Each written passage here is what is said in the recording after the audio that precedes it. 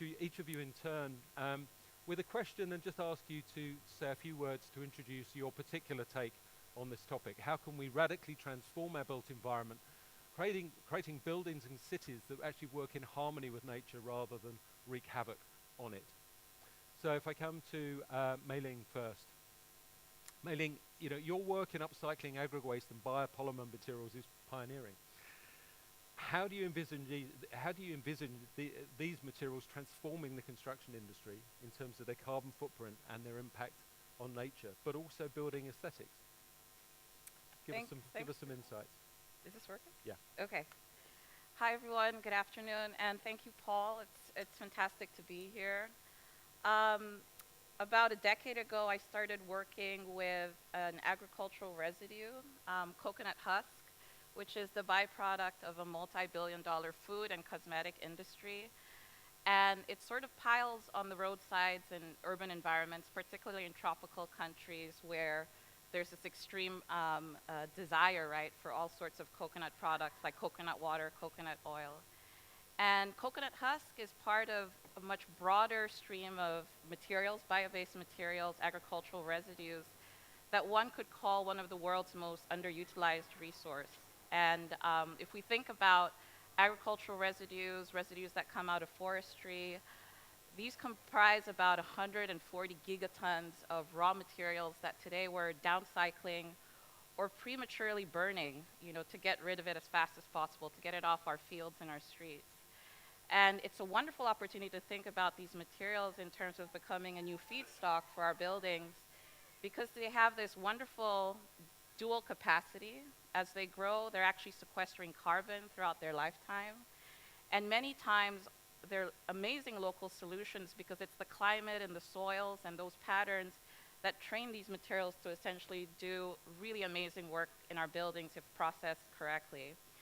And then we have this opportunity to delay the carbon emissions that come from burning or having them disintegrate on the forest floor or landfills by actually bringing them into our buildings. So essentially using them as carbon sinks and delaying emissions peak. It's a wonderful sort of raw material to start thinking about coming to sort of reduce the carbon footprint of a lot of these high energy, high embodied carbon, mineral-based building materials like concrete, glass, steel, reconstituted wood products that have a lot of toxic chemicals in there. And throughout that whole life cycle carbon equation, bio-based materials can be a really amazing, locally appropriate solution for a whole range of contexts around the world. Wonderful, wonderful stuff. And it's incredible to think, as you say, of these materials which we've tended to consider as waste products, right? I mean, and you mentioned there, one of the things that's common to many bio-based materials. By bio-based, we're talking about natural, renewable materials, right? So that could be timber, it could be wood from trees, it could be hemp, it could be straw, it could be bamboo, it could be fungus, it could be seaweed, it could be a myriad of different things. And what these things all have in common is sometimes referred to as this triple S effect, where they sequester carbon, they suck carbon out of the atmosphere as they grow. They can be used to substitute for, as you say, more carbon-intensive materials, and then they can lock up and store that carbon for a very long time if they're cared for in the right way. I mean, you mentioned concrete and steel. It's quite incredible. Concrete and steel industry are both making big efforts to try and decarbonize, but right now they are used more than almost any other resource globally. If you look at the carbon footprint of concrete and steel, they each account for between 7 and 8% of global greenhouse gas emissions. If these materials were countries, they would just be coming in after China and the US in terms of the emitters. This is the kind of scale that we're talking about. So going from kind of things that we often think of as natural waste, I mean, Cubic is dealing with a very different kind of waste, right? So tell us a bit more about your feedstock and the innovation that Cubic's leading. Yeah. So Cubic takes hard to recycle plastic waste. We are converting it into building materials that are low cost compared to concrete-based buildings, but it's also lower carbon. Now, our journey at Cubic actually started at UNICEF, where I used to work before. So we were thinking about circularity and what we can do to remove waste from low-income urban areas, especially in West Africa. And as part of that process, we discovered this really cool company that was converting plastic waste into bricks, and we decided to make over 500 schools in Cote d'Ivoire using that technology.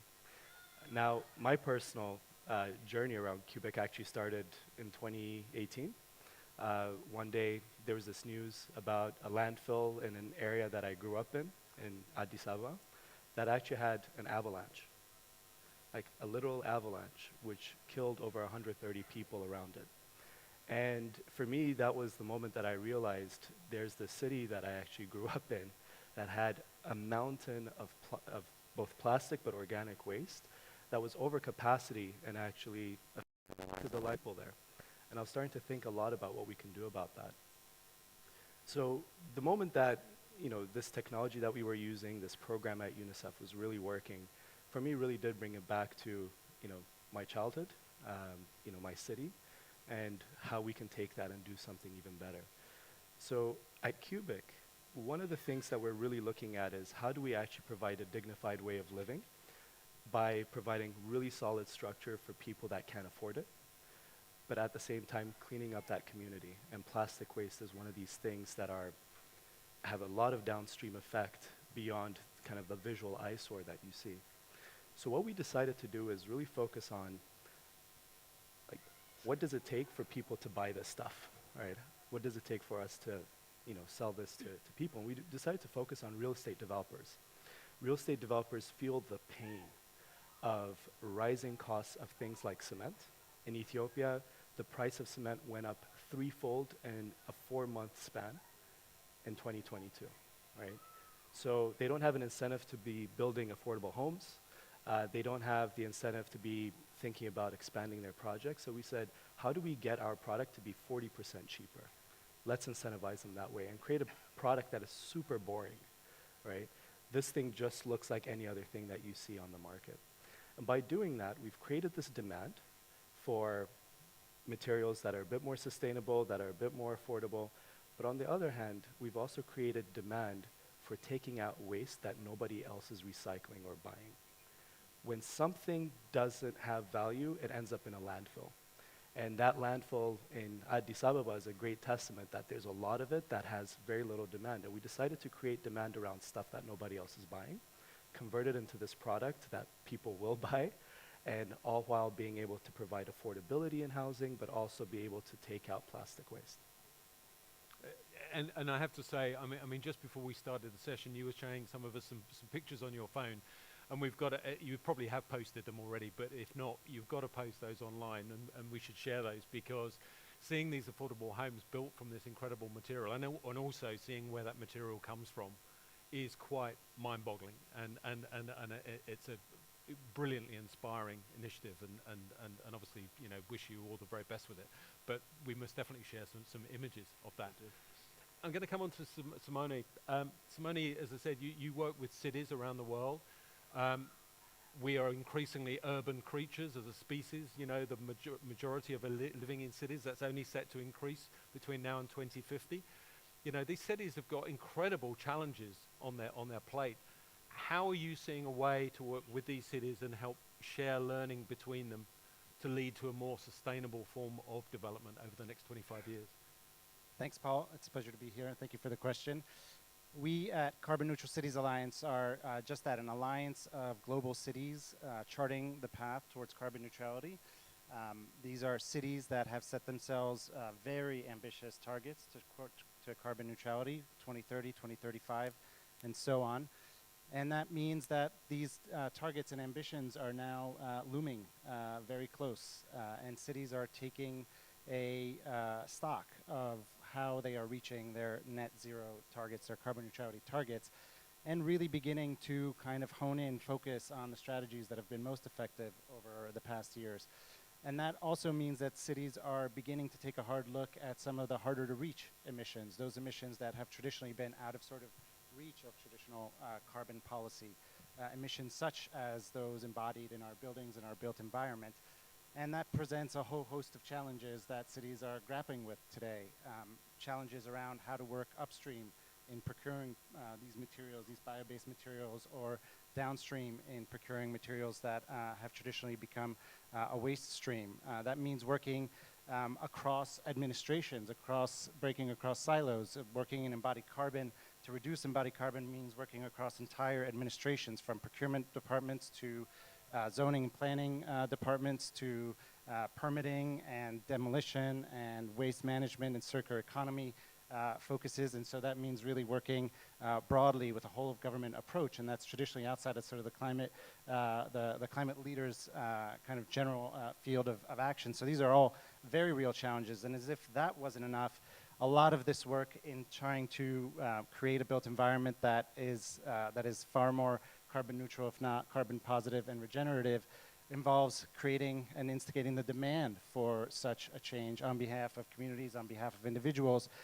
who don't really respond to speak about carbon or carbon neutrality, who have a great deal and host of other challenges that they're trying to find solutions to. And so finding ways to create policies, to craft policies that really go to meet people's needs, and finding ways to really mobilize communities to demand that transition is another area that cities are really challenged by.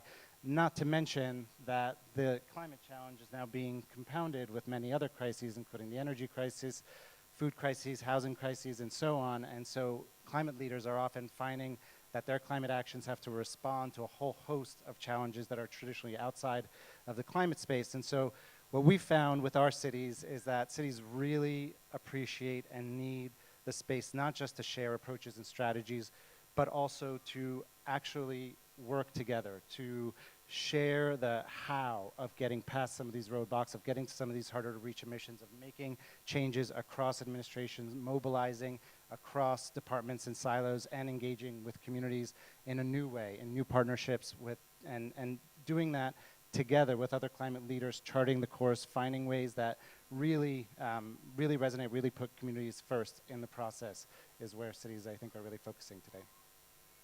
Thank you very much. Let me come to you, Joy. As I said, you're working in Asia. You work with a variety of different partners, and of course in a region that is very diverse. How does it feel to you dealing with these very different kind of diverse, different cultures, different contexts in Asia, when you're dealing with these sorts of issues around a transformation of our built environment? Is it seen in a common way, or do you see big differences between the different countries that you work with?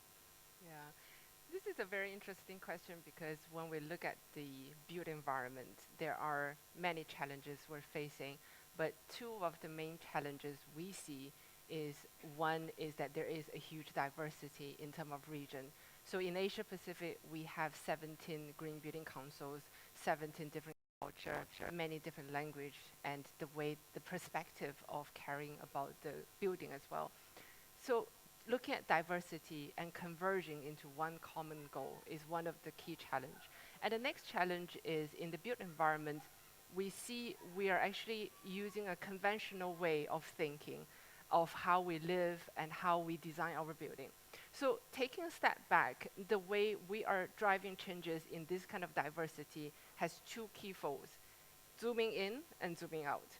So how do we zoom in is, we wanted to see that how we're able to understand the needs and also the perspective of each region. So we're able to change, make change in the local context that they accept. And zooming out is, in the World Green Building Council, we do have this North Star goal. We also have the policy and framework to help them understand where is the direction that we're leading towards. So there are three things that we are driving forward. The first thing is about rethinking, because we see the building in this built environment, this kind of shelter can be defined as a building, but it has a very little energy consumption compared with the Ski Dubai or any of this shopping mall with like super cold temperature. So there is definitely a new way that we can define how we live and how the building is able to protect the environment for us. And then the second thing is about the second thing is about this redefine. There's a lot of things that we have the definition about how we do net zero, how we define luxury, how we define comfort. But there are many ways that we are able to challenge ourselves that is this comfort, is this a luxury, is this a comfort space that you wanted to live with? Is it in the future the CEO office is a fully nature embraced design with natural ventilation, has all the greenery around? That's the new luxury you're having. Is that the new bag you're carrying is synthetic leather but not animal leather? So there's a lot of new definition we want to redefine where good means to us. And the last one I wanted to really echo this material part is about the value. Because we say a lot of existing building has no value, or exactly a waste material has low value. But is that true? Because everything carries a value, but it depends on how we define this. If we're able to see the embodied carbon loaded in the building is a strong value that we don't want to demolish but renovate from that, it's actually a huge change in this industry about how we make change. So diversity, we zoom in with what is a local context what we need, zooming out with a global, now start going in the direction we want to have. In this way, we're confident that we can and we should be able to make drastic change, and we have to do it faster. Thank you. I do want to make just a quick apology in advance for Joy, because she's got to speak at another event across the green zone in a little while, so she's going to have to leave us a bit early. But in a few minutes, I want to come to the audience here and see if any of you have got any questions. So just an advance warning, if you haven't got any questions, wave at me in a couple of minutes and I will come to you. I guess, look, a big question for me when we talk about these things in this sort of environment is, these all sound fantastic, right? Whether we're talking about, plastic waste, whether we're talking about natural waste, bio-based materials that are currently considered waste more than materials for building. The question is, can we really scale this? Having just come on the metro for an hour and a quarter from the airport, you look across a sea of concrete and glass and steel, right? And you don't see very many bio-based materials. Now, that may be unfair. There are many cities that are much the same. Can we really shift the dial? Do we think actually we can upscale and mainstream these kind of materials? I'm going to kind of look to, I don't want to keep going in order. Who would like to come in on that one first? The question of, can we scale this? Yeah, Simone. I think we can. I think cities have a real role to play in this process. We're finding that cities are traditionally sort of less familiar with some of these materials, and we've been working, supporting them to create awareness, to create capacity around the use of these materials, their performance, their procurement processes that lead to truly sustainable and regenerative material flows that create livelihoods for people and protect and conserve nature and regenerate nature, and that's not an easy process. It's unfamiliar from a production side, but it's just as unfamiliar from a policy standpoint. But cities have enormous power in sort of removing barriers to the use of these materials and raising awareness and creating demand amongst communities and residents, and in really redefining how we build our cities. So I think we've been working, supporting a cohort of cities in Europe to really dig deep into the use of bio-based materials, how these can work for new buildings, how these can work in retrofitting and renovation, and how to make these work for people. So I think there's a real strong case to be made that policymakers, especially at the urban level, can really contribute to scaling up.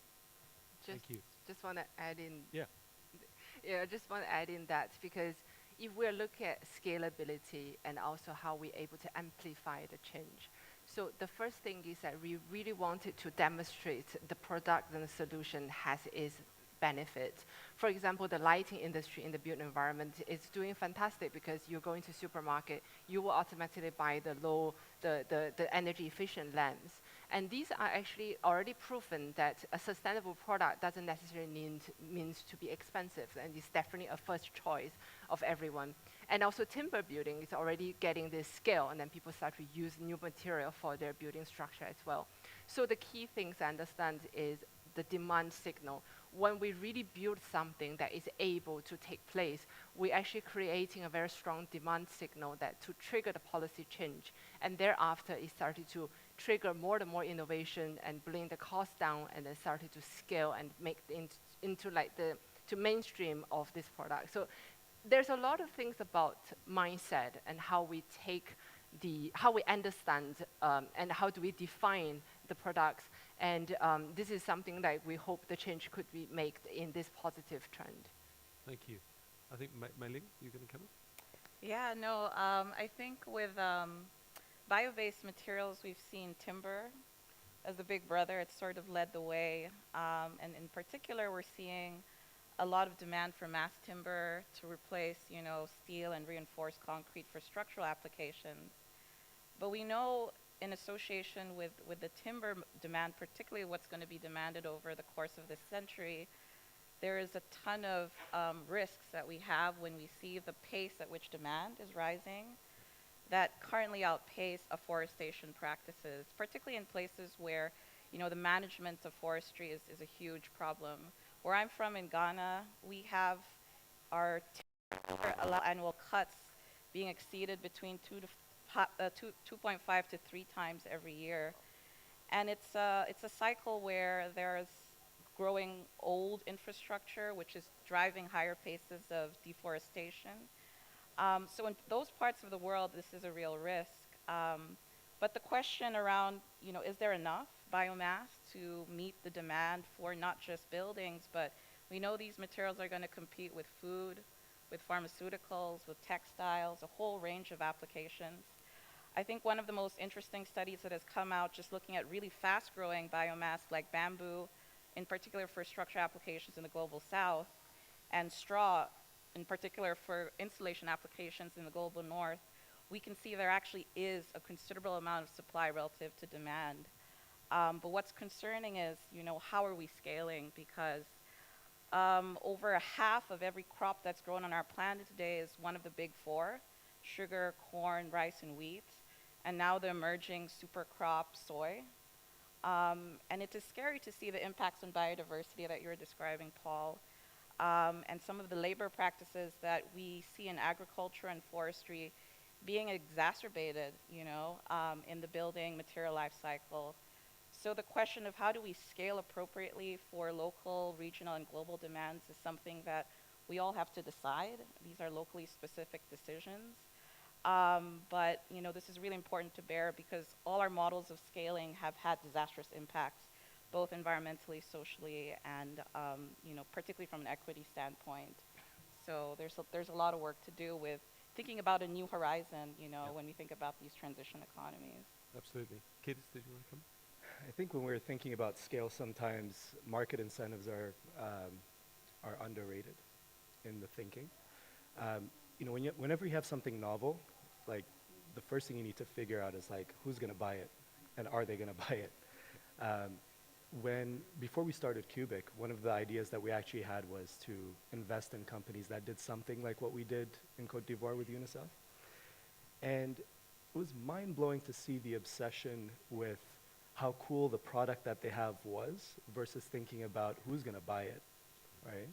So in our case, what we started to think about was less about like the product, the brick we were making, and more about who's in pain right now, how big is that pain for them, and how big are these people, and what do we need to do to actually alleviate it? Like really think about that problem. It really came down to cost and speed of building, right? So in our product development strategy, we said, stay boring, stay cheap, and think about how to make this super easy to build with. And that's how we actually got clients, right? Now, when we start thinking about scale, it's going to be very different because we've done this in Ethiopia. We have a few like client profiles and what they want, but the diversity of demand in building is also very, very different. Even from our neighbors in Kenya and Ethiopia, it's very, very different. So we need to think about the incentives people have to switch over and not just think about whether this is sustainable and novel and cool.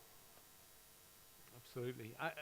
I mean, I keep sort of coming back in my mind as listening to you to the stat that I shared before, which is that it's forecast that we're going to double the number of buildings between now and 2050, right? Another way of looking at that is saying, if we didn't have a built environment, we'd be rebuilding it. The question is, would we do it the same way? And the answer has to be no, right? Because we would know now that we can't afford to do that. So the big challenge here is how do we change the momentum, right? How do we shift it? How do we just stop the juggernaut of carrying on the way that we are and take it to a different place. You know, I think it's also interesting in the context of the big climate debate, you know, that there are the people probably still closest to, if not climate deniers, the people who sort of sit around and sort of say, it's all right, you know, we'll come up with some sort of big technical fix, you know, for this. But actually, nature is the place where the technical fix already exists. You know, if you look to forests, they've been carbon neutral forever. They've been completely circular. They have zero waste. You know, they're 100% solar powered. You know, and yet we don't look to that kind of technology anywhere near enough. I want to come back to another topic which intrigues me, and then I'm going to come to the room, which is back to this cultural piece. And I just wonder whether, because when we think about where all those buildings are going to get built, of course, the majority of them are not going to get built in Western Europe or North America. They're going to get built in Africa and in Southeast Asia, elsewhere. Is there a problem in terms of people who have seen development look different in other parts of the world, being told that somehow they should be using natural materials, straw, earth, wood, or rubbish to build their homes? Is there a bit of a challenge there culturally in, you know, that could land in the wrong way, that somehow people are being told they should be making do with something that is seen as primitive or building with waste? I just wonder, I'd love some thoughts on that. Kiedis? Yeah. So our motto in Cubic is building dignity. And we really focus on that word dignity because, especially when I was working at UNICEF, just traveling, talking to people that are not in the best of situations in their life, they were never looking for a handout, right? They said, I want a dignified way of life. I want to have the choice of how to live, where to live, and have those opportunities, right? So it was a really human thing to say. I think we all share that. Now, when I think about Ethiopia, since that's where I grew up, concrete meant progress, right? I remember seeing that first ring road being built and everyone was so happy. But I remember, like, it really sucked, right? Like, breathing in all of that pollution, right, was terrible. But it was progress. So when we think about dignity or dignified way of living for most, it does involve some kind of cement-looking thing, right? So you've seen the picture of our material. Kind of looks like that, and that's on purpose, right? The moment people feel a relationship towards what it means to progress or to feel dignified, then you've really crossed that hurdle. You don't do it by saying, you know, you're living in a plastic brick, right? You say that by saying, you say it by mentioning this is strong, this looks like it, but it's cheaper, you can actually buy it. And that's how we've been able to cross that bridge. Very good. Really? Yeah, no, I mean, this is a huge challenge, I think. A decade ago when we came out with this really robust, strong coconut panel, I mean, this is something that is closer to the strength of oak, close to plywood, and we tried to market it both in European, North American, and West African markets. The most difficult to convince customers were actually West African clients and architects because of that social and cultural perception that these materials were made from local, low quality, or low tech resources. But I think the key lever is really around how you design these materials to be desirable. And it's complex because these materials are caught up in long cultural memories of vulnerability.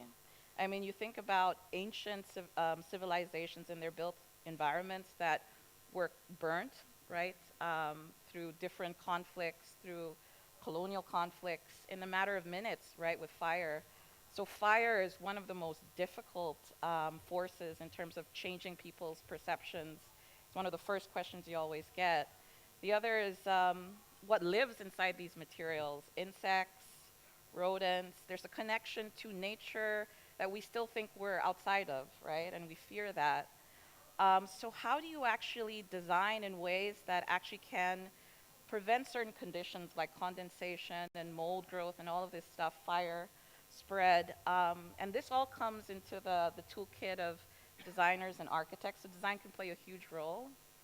And I've primarily exhibited around the world to change people's social perception of these materials by taking very symbolic architectural thresholds and symbols, whether it's the mine or the door of no return. These are thresholds found in slave forts all along the coast of West Africa, or landscapes that actually take a material economy, typically mineral-based, and reconstitute that with bio-based materials.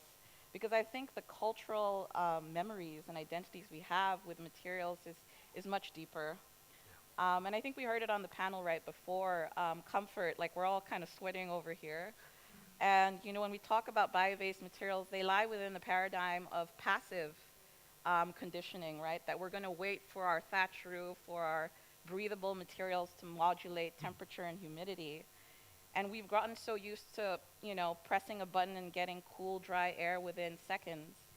And so how do we also create a different ritual of living that allows us to move in concert with local climatic patterns? It's a challenge. We can see that right now. But trying to find aspirational ways of shifting lifestyles, I think it's a whole creative, you know, enterprise and practice we're gonna have to, you know, really all buy into. Thank you. I'm gonna have to let Joy go. Can I just check? Are there any questions in the room? Yes, sir. I'd like to get one in before. Please do. All okay. right. I've got a microphone.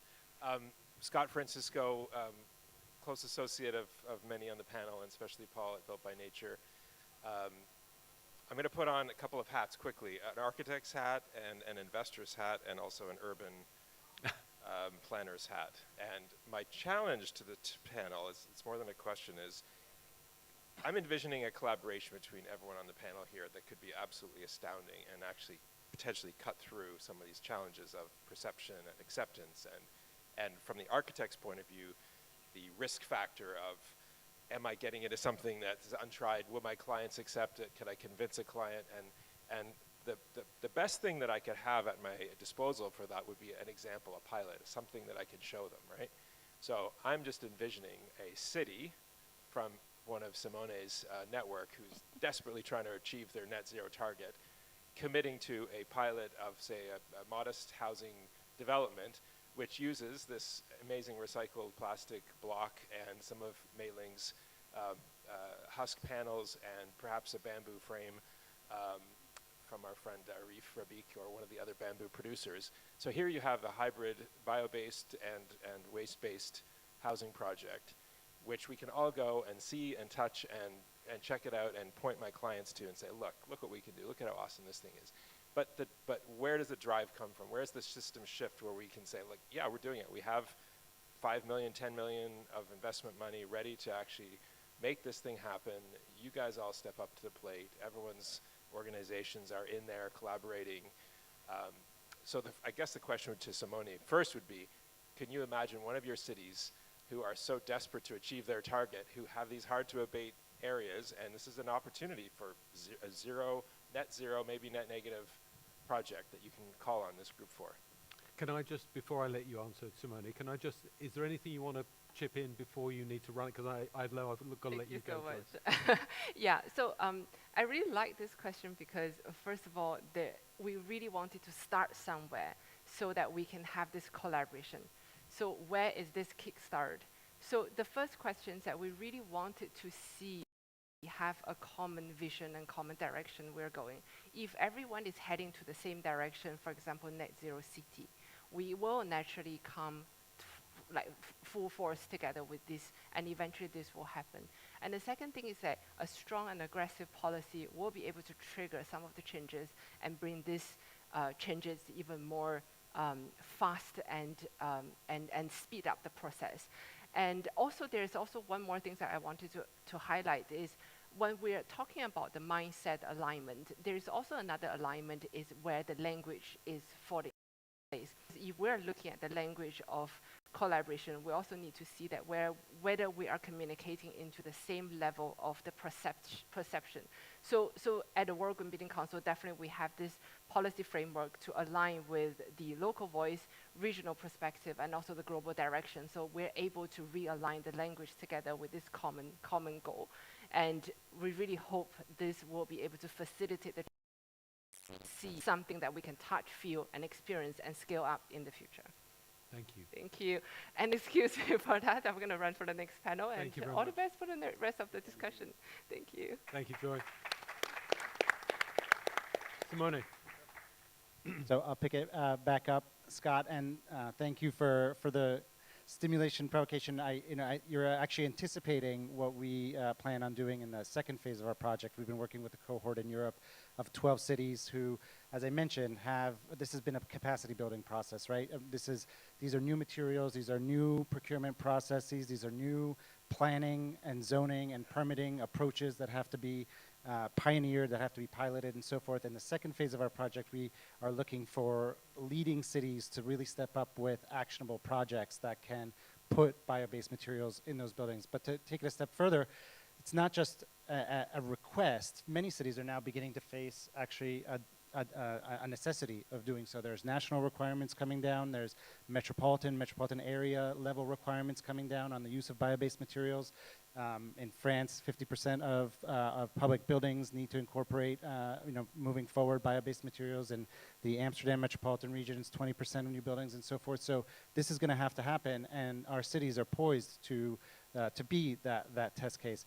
But if I could add one more consideration too, circling back to the question of sort of the cultural piece of this, I think we have to acknowledge that this is not a question that's related only to whether this type of construction is happening in the global south, but it's just as relevant, I think, in our leading cities in the global north, who are the majority of the members of CNCA, because we have to acknowledge that we have communities that have been historically oppressed and frontline communities in our cities that may very well react in analogous ways to initiatives that try to kind of impose new building materials or new ways of living in space and so forth.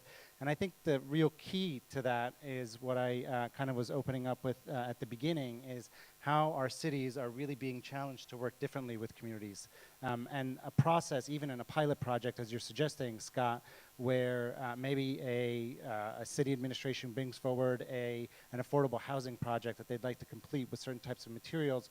Well, that's not going to happen in a vacuum. That's going to take sincere and genuine trust building and power sharing with communities and working with community-based organizations to make that a reality that works for people and that puts the lived experiences of people at the center of such a project. So I would definitely push to keep the process question straight and sort of center in the dialogue around the what at the same time. Thank you, Simone. So time, as is the way with these things, is flying by. I just want to scan the room and see if anybody else had a question in the room. Any other questions in the room? Yes, sir. I'll make a really easy question. If you had a magic wand and you could change one big thing, like a big systemic barrier or lever that you think would massively accelerate progress, what would you change? For each person. Thank you for that. Question. Yeah, nice question. Or a good So closing, magic you know. wand, one thing that you could change in the terms of our built environment, sustainability of our built environment going forward. Well, maybe I don't want to limit it. You can just have a magic wand. What would it be? Mei Ling. There's so many. Just one. Okay. Sorry. I know this might be a little controversial to say, but often I found, in trying to market bio-based materials to potential customers, particularly when the industry is not mature enough to scale up and meet the demands very quickly, that it is important to actually Trojan horse these materials through widely used conventional material technologies. So if there was an actual requirement for every material to sort of figure out how a bio-based component could play a role in your supply chain manufacturing, whether it's a binder, whether it's a coating, whether it's a glue. I think that would create an opportunity to give bio-based industries time, essentially, to mature and to transition their workforce, slowly, as much as possible in conventional building materials supply chains, while building up, knowledge, expertise to mature, these industries. So it's sort of a whole building material cycle, sort of encouragement.